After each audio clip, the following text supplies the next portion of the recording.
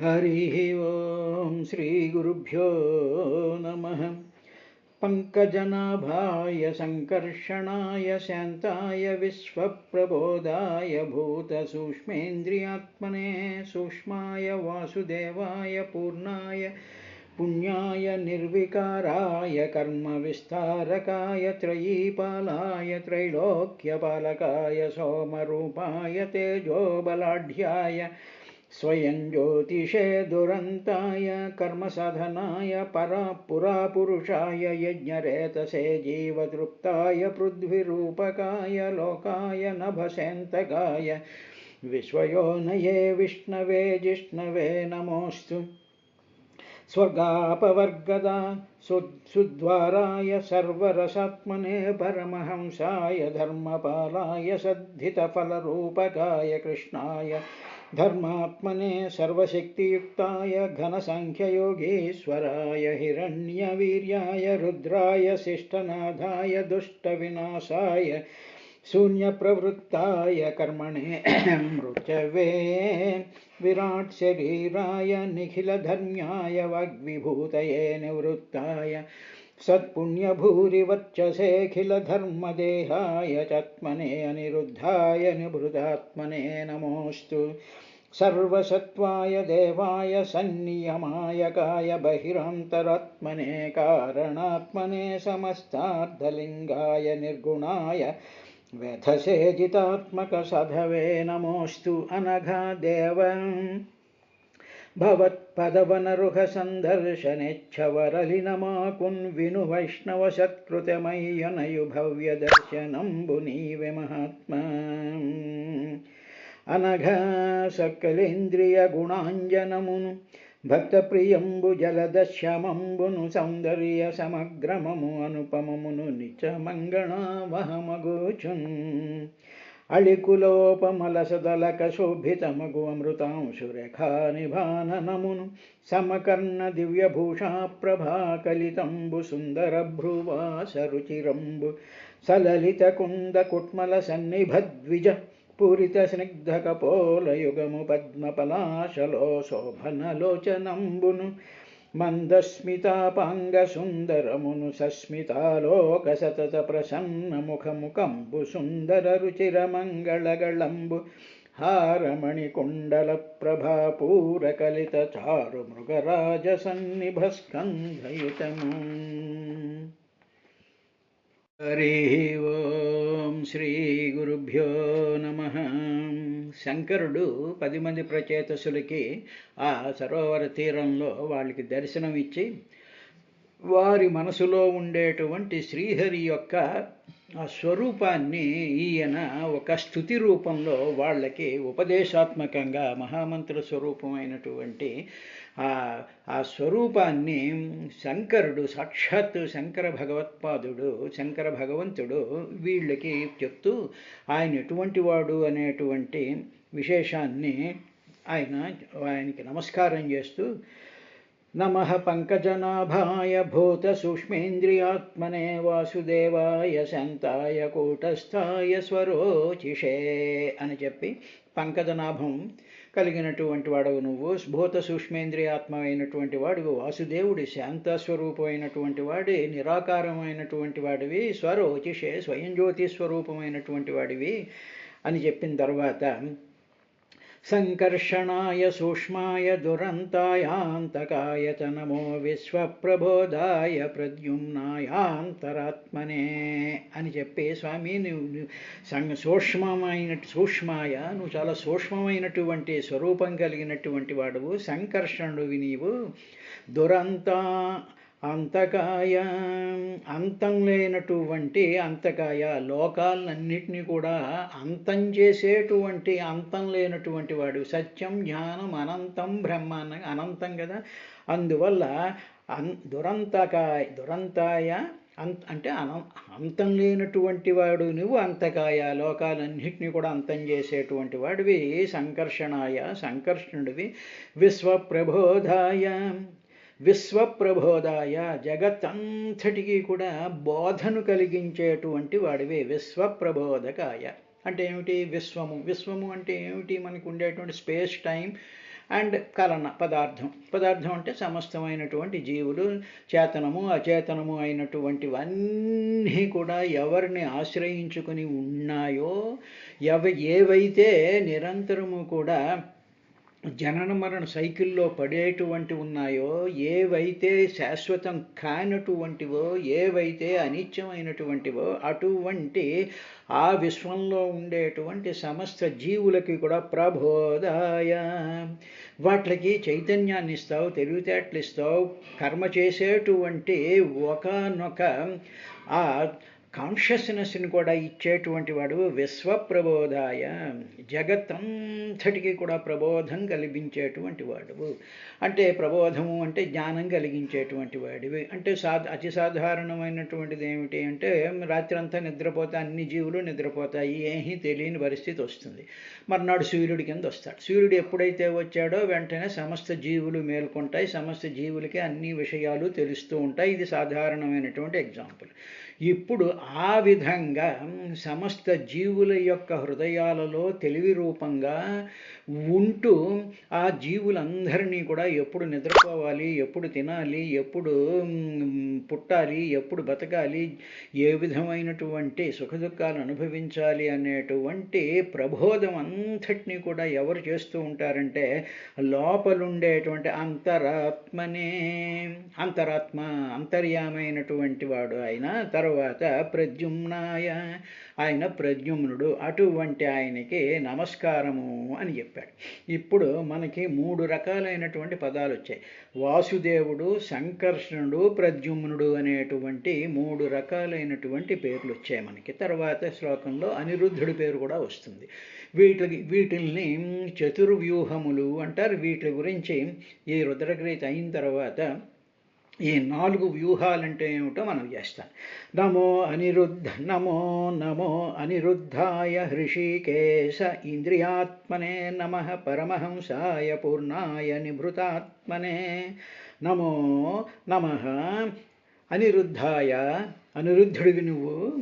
తరువాత హృషిక ఈశ ఇంద్రియ ఆత్మనే, హృషికేశేంద్రియాత్మనే అంటే హృషిక ఈశ ఇంద్రియ ఆత్మనే.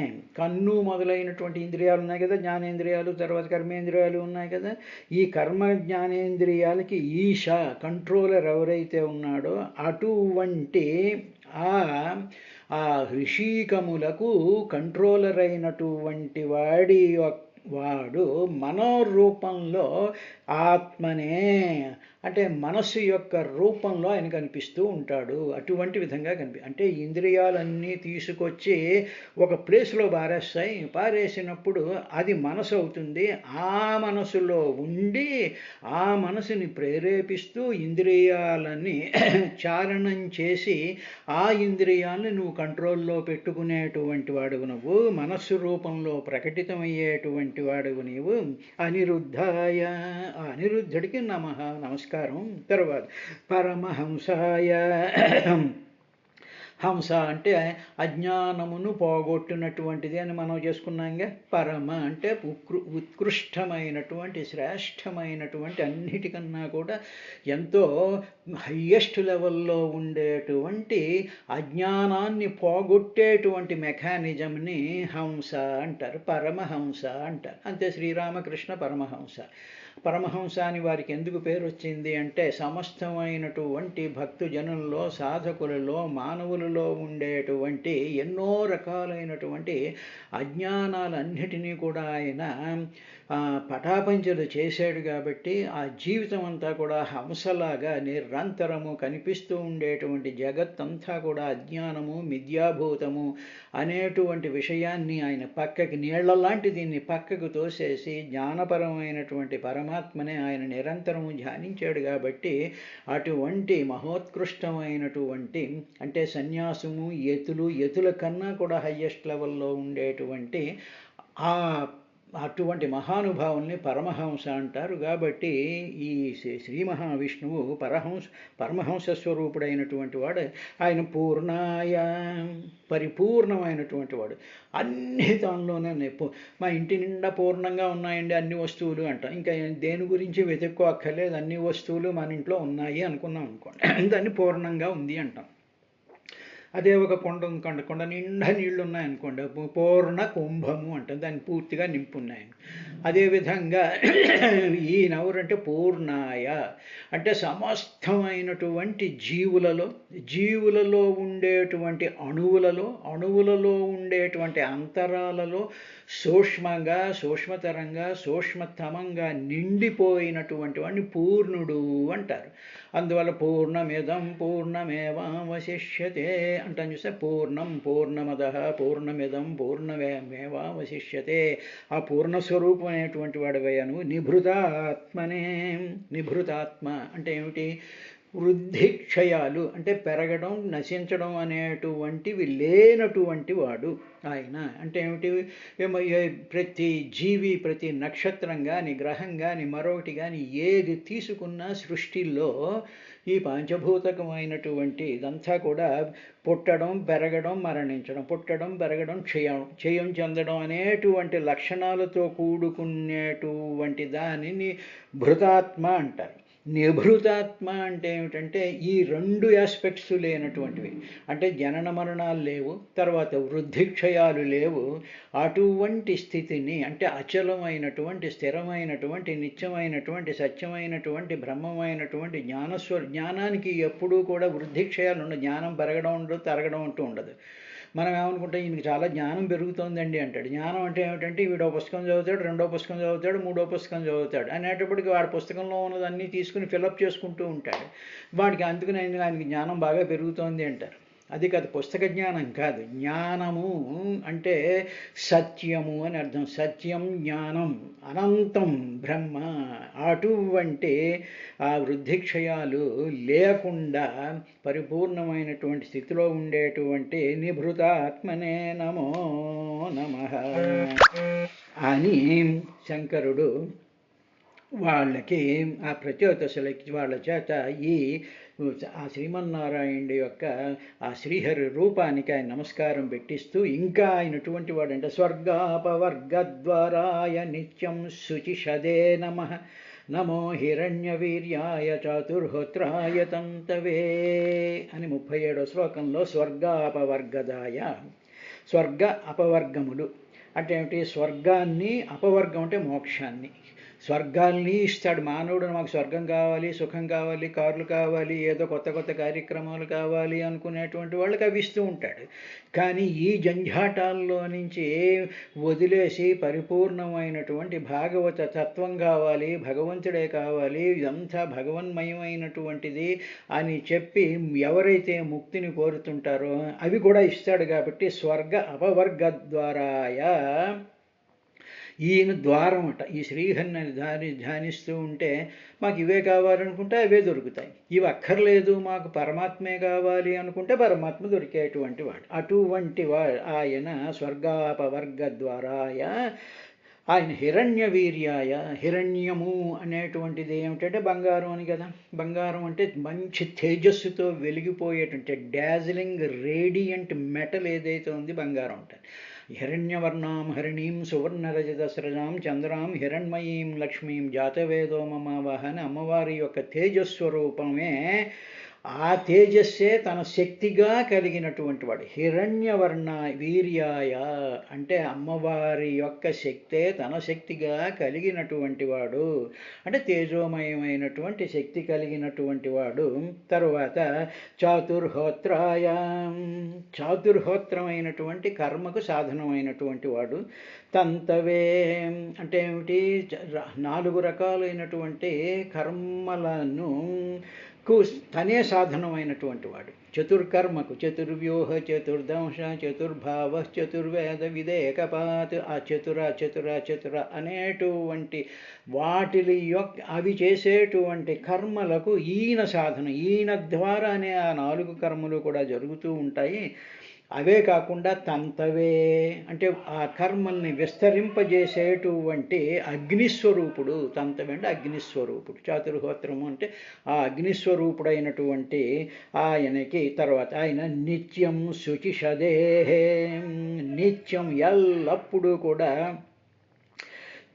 శుచిషదేహే అంటే శుచి అంటే శుభ్రమైనటువంటి వాళ్ళు, అంటే మంచి మనసు కలిగినటువంటి వాళ్ళు, పవిత్రమైనటువంటి వాళ్ళు, మంగళస్వరూపమైనటువంటి వాళ్ళు, భగవద్ధ్యాన పరులైనటువంటి వాళ్ళని శుచి కలిగినటువంటి వాళ్ళు అంటారు. అటువంటి వాళ్ళ యొక్క హృదయాలలో నిత్యం ఉండేటువంటి వాడు ఆయన. అంటే ఏమిటి? ఎవరి మనసు అయితే భగవద్ధ్యానంతో ఉంటుందో, ఎవరి మనసు అయితే నిరంతరము భగవంతుడే కావాలని కోరుకుంటూ ఉంటాడో, ఎవరైతే ఏకాంతంగా భగవంతుడి యొక్క స్మరణ చేస్తూ ఆ రూపాన్ని మనసులో పెట్టుకుంటూ మిగతా ఏ విధమైనటువంటి కర్మకాండల్లోనూ ఇన్వాల్వ్ అవ్వకుండా ప్రశాంతంగా ఉండేటువంటి శుచిషదే, అటువంటి వారి హృదయంలో ఉండేటువంటి ఆ శ్రీహరికి నమస్కారము అని చెప్పి ఆయన శంకరుడు చెప్తూ ఇంకా ఆ పరమాత్మ యొక్క తత్వాన్ని వర్ణిస్తూ నమ ఊర్జయిషేత్రయ్యాహ పతయే యజ్ఞరేతసే తృప్తిదాయ చ జీవానాం నమః సర్వం రసాత్మనే. ఆయన పితృదేవతలకి తర్వాత దేవతలందరికీ కూడా ఆహారం వంటి వాడు ఆయన. యజ్ఞం చేసిన మానవులకి ఫలాన్నిచ్చేటువంటి చంద్రుడైన, అది చంద్రుని రూపంలో ఉన్నది.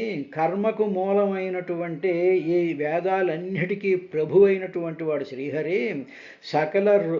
సకల రసాలు ఏవైతే ఉన్నాయో అంటే ఈ నవరసాలతో కూడుకున్నటువంటి ఈ సృష్టిలో ఆ నవరసాల రూపంలో తానుండి ప్రాణులందరికీ కూడా, మానవులకనే కాదు, దేవతలకనే కాదు, సకల జీవరాశులు చీమ దగ్గర నుంచి బ్రహ్మదేవుడి వరకు కూడా వాళ్ళకు ఉండేటువంటి దాహాన్ని తొలగించి వాటికి శాంతిని కలిగించేటువంటి ఆ నీరు రూపంలో ఉండేటువంటి శ్రీహరికి నమస్కారము అని చెప్పాడు. అందువల్ల శ్రీహరి ఎవరు అంటే నారాయణ, నారములందు వసించువాడు. నారములు అంటే నీళ్లు. ఆయన క్షీరసాగర శయనుడు అంటాం కదా. అంటే ఏమిటి? నారములు అంటే నీళ్లు, నారము అంటే జ్ఞానము అనే అర్థం కూడా ఉంది. అంటే ఏమిటి? పితృదేవతలకు కానీ, యజ్ఞాల్లో కానీ, తర్వాత కర్మల్లో కానీ ప్రతి చోట కూడా మనం నీటిని వాడుతూ ఉంటాం. ఆ నీరు ఏం చేస్తుంది అంటే రసాలను కలిగించేటువంటిది. అంటే ఏ రసంలోనైనా సరే, చెరుకు రసం తీసుకోండి, మామిడి రసం తీసుకోండి, టమాటా రసం, ఏదైనా సరే దాంట్లో నీరు అంతర్భాగంగా ఉంటుంది. కాబట్టి without H2O there not be any liquid.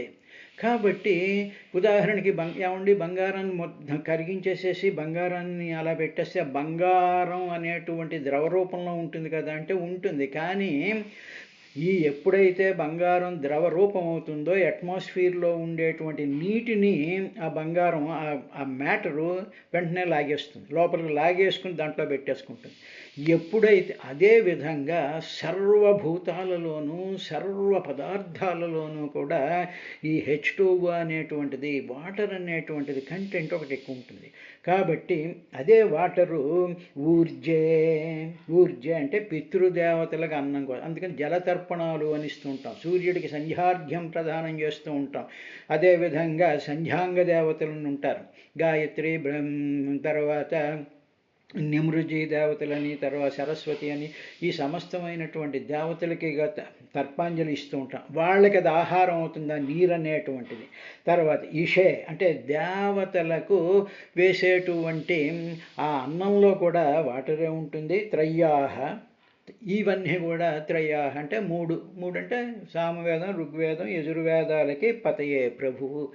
ఆ ప్రభువు తర్వాత ఆ యజ్ఞస్వరూపుడైనటువంటి వాడు ఇచ్చేటువంటి యజ్ఞరేతసే, ఆ యజ్ఞస్వరూపుడు మనకి ఇచ్చేటువంటి ఫలం రూపంలో ఏమిటిస్తాడు? యజ్ఞ రూపంలో భగవంతుడు మనకి ఏమిటిస్తాడు అంటే జీవానాం తృప్తిదాయ, అలా యజ్ఞాలు చేయడం వల్ల యజ్ఞ రూపంలో ఉండేటువంటి ఆ యజ్ఞేశుడైనటువంటి శ్రీ మహావిష్ణువు వర్షాలను కురిపిస్తాడు.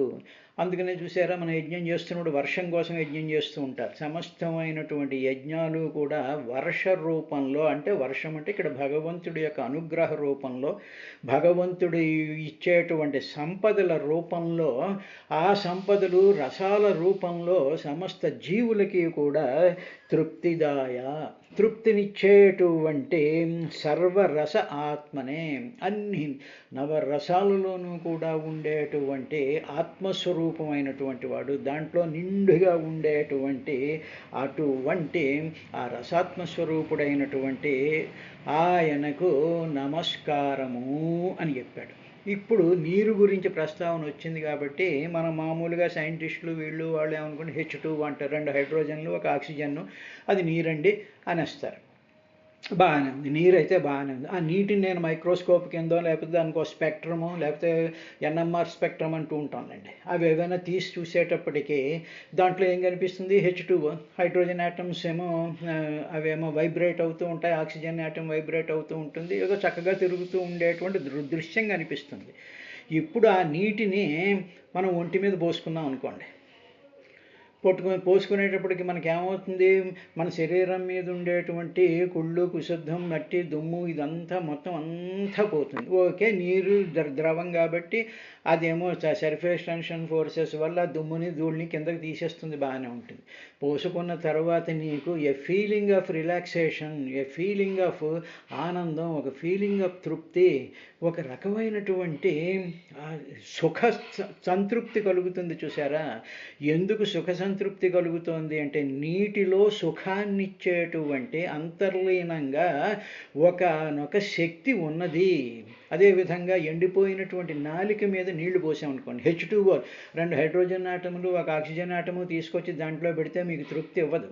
ఆ H2O కలయికలో భగవత్స్వరూపమైనటువంటి శ్రీహరి ఉండడం చేత ఈ ఎండిపోయినటువంటి నాలిక మీద ఆ నీరు పడిన వెంటనే మొట్టమొదట ప్రాణులకు దాహశాంతిని, ప్రాణులకు జీవానాం తృప్తిదాయ, తృప్తిస్తోంది.